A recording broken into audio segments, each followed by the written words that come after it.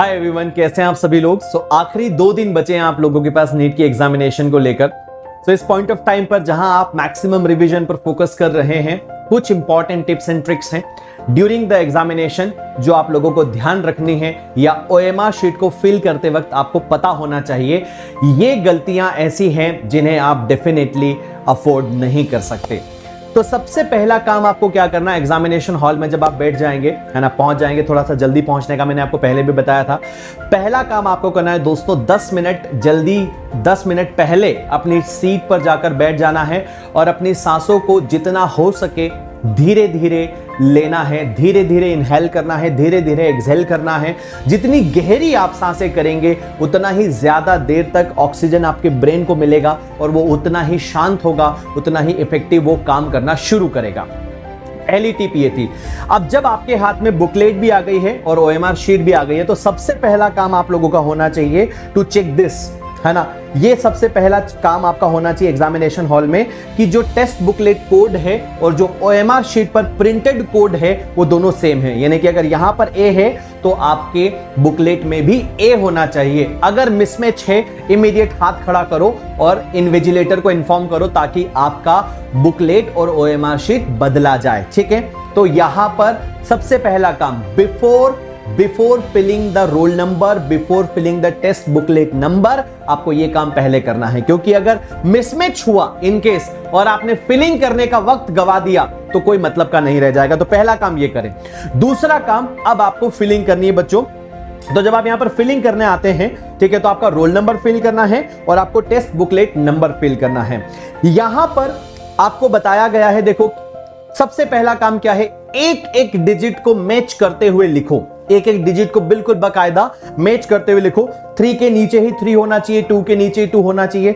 In case अगर गलत हो जाता है, जैसे कि यहां पर दिखाया है, जैसा कि यहां पर मैंने दिखाया है कि मुझे फिल करना था 1 लेकिन फिल कर दिया 2, तो इस तरह से क्रॉस ना करें क्योंकि ये सॉफ्टवेयर में रीडिंग नहीं होगा और फिर आपको जो है रिजेक्शन हो जाएगा, तो मतलब नहीं रहेगा। इतनी मेहनत हम केवल एक गलती की वजह से पानी में नहीं डाल सकते। अगर गलत हो जाए, इन्विजिलेटर को इन्फॉर्म करो, हो सकता है आपको थोड़ी सी डांट पड़े, लेकिन ओएमआर शीट और बुकलेट दोनों को बदल देंगे वो और आपको फ्रेश ओएमआर शीट मिल जाएगी। पहली बात, कोशिश करना इस तरह की गलती ना हो, लेकिन अगर हो जाए तो फिर इमीडिएट हाथ खड़ा करके और इसको एक्सचेंज करवा लेना, राइट।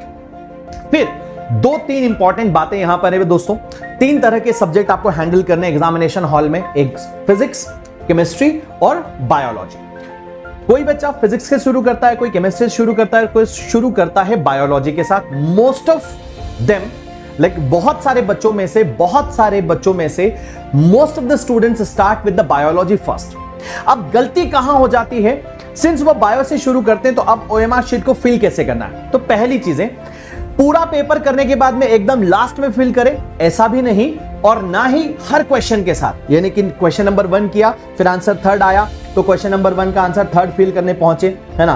क्वेश्चन नंबर 1 का आंसर 3rd करने पहुंचे, फिर हम यहां से पहुंचे कि भाई चलो क्वेश्चन नंबर 2 का आंसर 2 आया तो उसको फिल करने पहुंचे। हर एक क्वेश्चन के साथ साथ फिल करोगे, बहुत ज्यादा टाइम कंज्यूमिंग होगा। तो क्या करें, यहां पर चले आप सब्जेक्ट वाइज, ठीक है। सपोज आपने बायो पहले अटेम्प्ट किया, अब किन बातों का ध्यान रखना है। बायो जो आपके पेपर में शुरू होगा 101 से शुरू होगा बच्चों, ठीक है, 101वें नंबर से शुरू होगा। वो सारे बच्चे यहां पर जिन्होंने लास्ट ईयर एग्जाम दिया था, थोड़ा सा विशेष ध्यान रखना, क्योंकि पहले 45 क्वेश्चन केवल हुआ करते थे, तो बायो 91 से शुरू होता था। तो वो आदत के चलते गलती मत कर देना, 101 से आपका बायो शुरू होगा।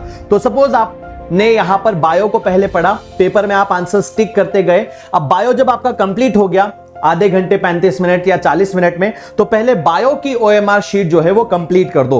101 के सामने आंसर नंबर 3 है तो उसका आंसर नंबर 3 मार्क कर दो यहां पर, और आउटर से शुरू करो बच्चों, है ना, बाहर से शुरू करो और अंदर आओ, तो ओएमआर शीट बहुत इफेक्टिवली फील होती है। जैसे 104 में मैं करके बताता हूं, या 105 में ले लेते हैं, आंसर मान लीजिए 2 है, तो एकदम गोले की मार्किंग से शुरू करो, है ना, जो गोला बना हुआ है उस पर पेन घुमा दो और फिर अंदर आ जाओ। तो इफेक्टिवली आपका जो ओएमआर शीट है वो बहुत बेहतर तरीके से फील हो पाता है।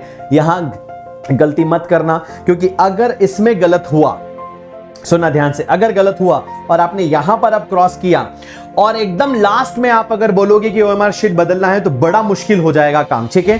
तो जब आप आंसर्स को मार्क कर रहे हैं तो बहुत ध्यान से जो जो आपने टिक करे हैं वो आप फिल करते जाएं। जब बायो डन हो जाए, फिर अगर आप केमिस्ट्री कर रहे हैं तो केमिस्ट्री पर आ जाएं, फिर आप बाद में लास्ट में अगर फिजिक्स करें तो फिजिक्स पर आ जाएं।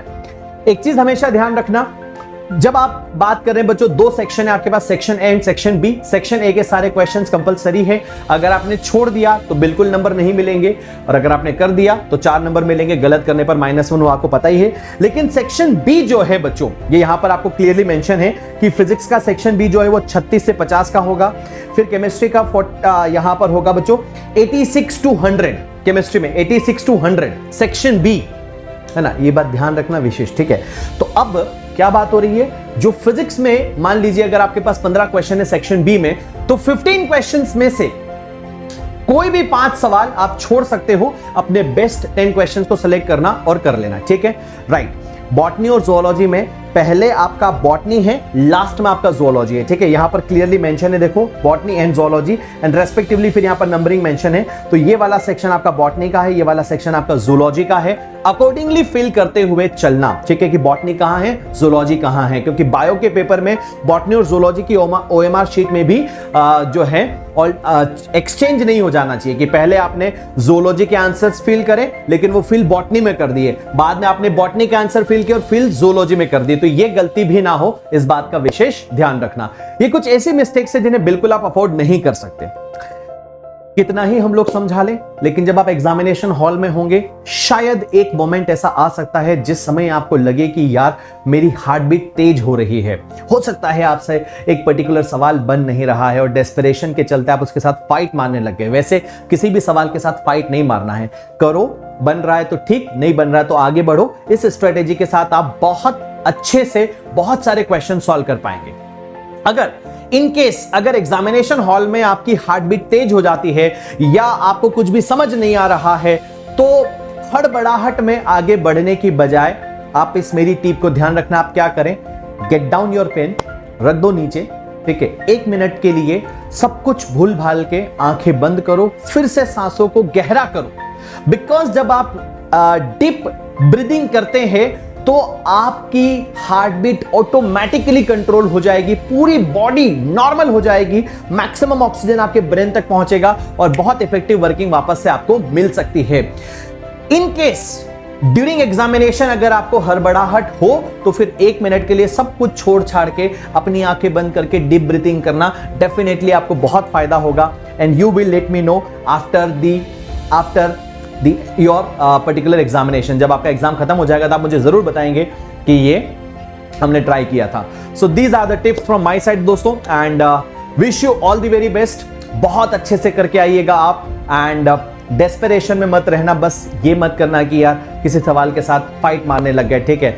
बाकी सब कुछ बढ़िया होगा, काफ़ी अच्छी मेहनत आप लोगों ने करी है और ये मेहनत ज़रूर रंग लाएगी। बस अपने आप पर पूरा भरोसा रखना, आत्मविश्वास रखना और थोड़ा सा एग्जामिनेशन सेंटर पर जल्दी पहुंच जाना ताकि इस इधर उधर का कहीं कोई पैनिक ना हो। एंड बस बाकी तो यार मचाओगे तुम लोग, ठीक है। So wish you all the very best. मिलते हैं आप लोगों से पेपर डिस्कशन वाले दिन। Take care, bye bye.